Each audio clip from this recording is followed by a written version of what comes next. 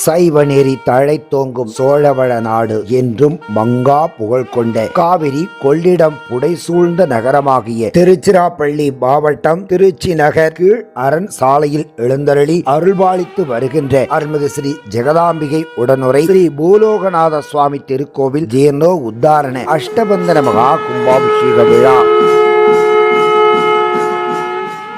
முன்னொரு காலத்தில் இலங்கை வேந்தன் ராவணனின் பிள்ளைகளான இந்திரஜித், பிரகஸ்தன், அதிகாயன், திரிசிரஸ், அட்சயகுமாரன் மற்றும் இரட்டையர்களான நராந்தகன், தேவாந்தகன் முதலான 7 பேரில் 3 தலை கொண்ட திரிசிரஸ் என்ற ராவணனின் பிள்ளை வழிபட்டதால் திரிசிரசபுரம் முதலான பல பெயர்களால் பல காலங்களில் இத்திருத்தலம் காலம் காலமாக அழைக்கப்பட்டு வந்துள்ளது. அத்தோடு அத்திமரம், மகிழமரம், வன்னி மரம், வில்வ மரம், குருந்தை மரம் ஆகிய பஞ்சஸ்தல விருட்சங்களுடன் வாஸ்து தோஷம் நீக்கும் புனித தன்மையும் பழமையும் நிறைந்த பெருமைமிக்க திருத்தலமாகும். அப்பேற்பட்ட ஸ்ரீ பூலோகநாத சுவாமி திருக்கோயிலானது புனரமைப்புகள் செய்து புதிய மண்டபங்கள் நிர்மாணித்து கும்பாபிஷேகத்திற்கான சக வேலைகளும் முழு வீச்சில் நடைபெற்று வருகின்றன. அது வண்ணம் நிகழும் மங்களகரமான பராபவ வருஷம் ஆடி மாதம் 4ஆம் நாள், அதாவது 18/6/2026 வியாழக்கிழமை மாலை 5 மணிக்கு பூர்வாங்க பூஜைகளுடன் விழா இனிதே துவங்கி பத்திரிகையில் குறித்த வண்ணம் அனுதினம் சக